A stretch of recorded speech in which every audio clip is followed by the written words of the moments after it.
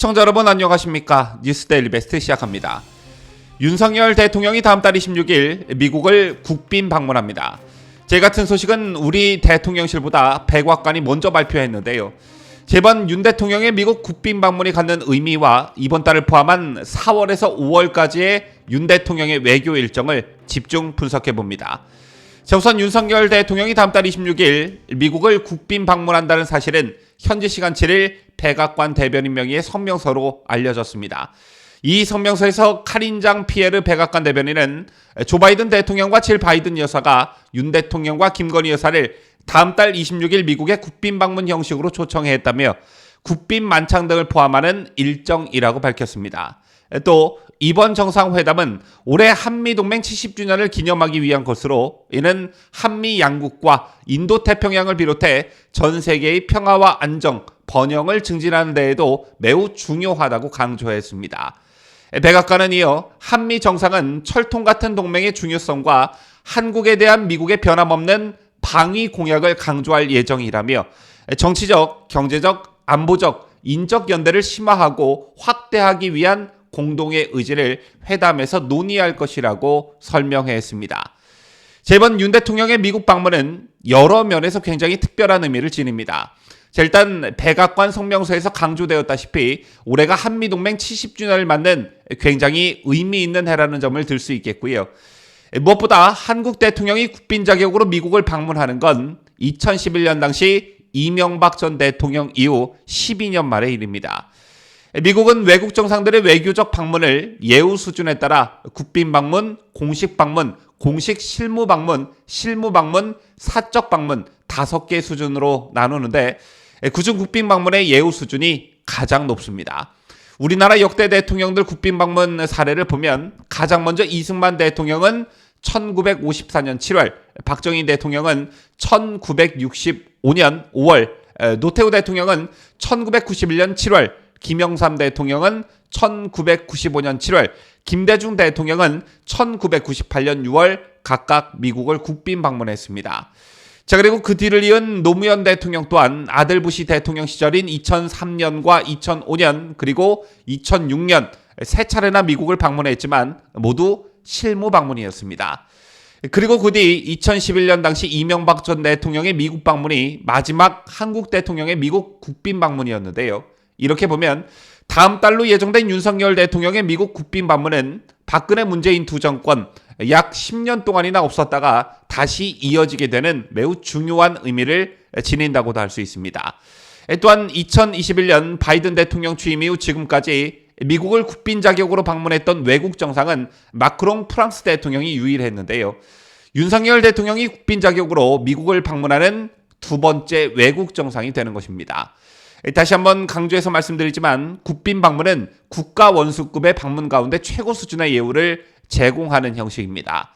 따라서 의장대 사열, 공식 환영식, 공연을 포함한 만찬 등이 수반될 뿐 아니라 백악관 영빈관인 블레어 하우스가 숙소로 제공이 되고 윤 대통령의 미국 의회 연설도 이루어질 가능성이 제기되고 있습니다. 이명박 박근혜 대통령은 미국 의회 연설을 했지만 문재인은 꿈도 못 꿨던 일이기도 한데요. 이 밖에도 이번 윤석열 대통령의 미국 국빈 방문이 갖는 의미가 또 하나 있습니다. 특히 윤 대통령의 이번 방미는 한미일 협력 강화의 걸림돌로 꼽혔던 한일 과거사 문제를 일부 매듭 짓고 이뤄진다는 점에서 그 의미가 매우 크다고 볼 수 있습니다. 윤석열 정부가 선제적으로 강제징용 문제에 대한 해법을 내놓자 가장 먼저 격하게 반긴 게 바로 미국이었죠. 이례적으로 조 바이든 대통령은 직접 성명서를 내고 미국에 가까운 동맹인 한국과 일본이 협력과 파트너십의 새로운 장을 열었다며 환영 메시지를 내놨고요. 미국 국무부 또한 환영 입장을 거듭 밝히면서 미국, 한국, 일본 3국의 삼각공조는 필수라는 메시지를 내놓기도 했습니다. 이렇게 한미일 삼각공조를 염원하는 미국 입장에서는 한일 관계 개선에 대한 기대가 그 어느 때보다 높기 때문에 안보와 관련해 보다 깊은 대화가 오갈 것으로 예상이 되고 있고요.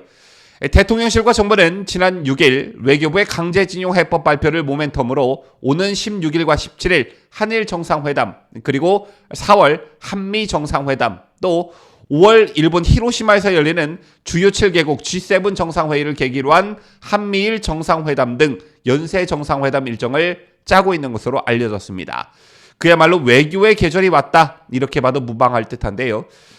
다만 경제 분야에선 미국의 자국 우선주의를 뜻하는 아메리카 퍼스트 전략의 일환으로 보이는 인플레이션 감축법과 관련한 의견차가 예상됩니다. 인플레이션 감축법의 궁극적인 목적이 인플레이션과 탄소 배출 감축이라고는 하지만 이를 아메리카 퍼스트, 즉 미국 우선주의로 보는 시각이 대체적인데요. 북미 지역에서 최종 조립된 전기차에만 세액공제 혜택을 지원하는 미국의 인플레이션 감축법이 동맹국과의 관계를 멀어지게 할 수 있다는 지적이 나오는 가운데 최근 미국을 방문한 프랑스 마크롱 대통령도 바이든 미 대통령에게 문제를 제기한 것으로 알려졌습니다. 이것과 관련해선 우리나라에서도 관심도가 꽤나 높은 만큼 세일즈 외교를 강조하는 윤 대통령이 이 문제를 어떻게 해결하느냐 이것도 좀 유의 깊게 봐야 할 사안인 듯 보여집니다. 지금까지 윤석열 대통령이 다음 달 미국 국빈 방문 소식과 함께 이번 방문이 갖는 의미와 전망에 대해 말씀을 드렸는데요. 무엇보다 가장 중요한 건 올해로 한미동맹이 70주년을 맞게 되었고 한국 대통령이 윤석열 대통령이 미국을 국빈 방문해 우호를 재확인함은 물론 한미동맹을 지속적으로 업그레이드한다는데 그 의미가 매우 깊다고 할 수 있습니다. 지난해 월 윤 대통령 취임 11일 만에 조 바이든 대통령이 방한을 했었지요. 한국 대통령 취임 후 초단기간 내에 미국 대통령이 방한한 것인데 당시 한미 정상회담은 문재인 정부 시절에 훼손된 한미 동맹을 복원하고 포괄적 전략 동맹을 안보, 경제, 기술 등 전방위적 동맹으로 한 단계 업그레이드하는 계기가 됐습니다. 한미동맹의 업그레이드는 과거 정부에서도 추진이 됐으나 경제안보 협력 이슈를 전면에 내세운 것은 지난해 5월 한미정상회담이 처음이었습니다. 저희는 한국이 안보의 상당 부분을 미국에 의존하면서 일방적 혜택을 받던 관계에서 벗어나 이제는 서로 도움을 주고받는 호혜적 관계가 됐음을 의미하지요. 조 바이든 미국 대통령의 삼성전자 방문과 현대자동차 투자 약정은 그 상징적 장면이었다고도 볼 수 있는데요. 저희를 지켜보는 한국 국민의 자긍심 또한 높아진 것이 사실입니다. 아니 한국 국민을 넘어 한국을 방문한 미국 대통령이 삼성전자를 방문하고 현대차 오너를 직접 만나 투자 약정을 하는 모습을 전 세계인들이 매우 인상적으로 지켜봤을 겁니다. 어쨌든 새 정부가 출범한 지 열흘여 만에 한미 정상회담이 이루어졌고 윤석열 정부는 문재인 정부의 노선을 대폭 수정한 대외 전략을 회담에서 제시하고 또 성과를 거두었습니다. 그리고 얼마 지나지 않아 다음 달 한미 정상회담이 미국에서 또 열리게 되는데요. 다음 달 미국을 국빈 방문하는 윤석열 대통령이 어떤 희소식을 전해줄지 벌써부터 기대가 됩니다. 지금까지 저는 자유대한민국을 소화하는 뉴스데일리 베스트 민앵커였습니다.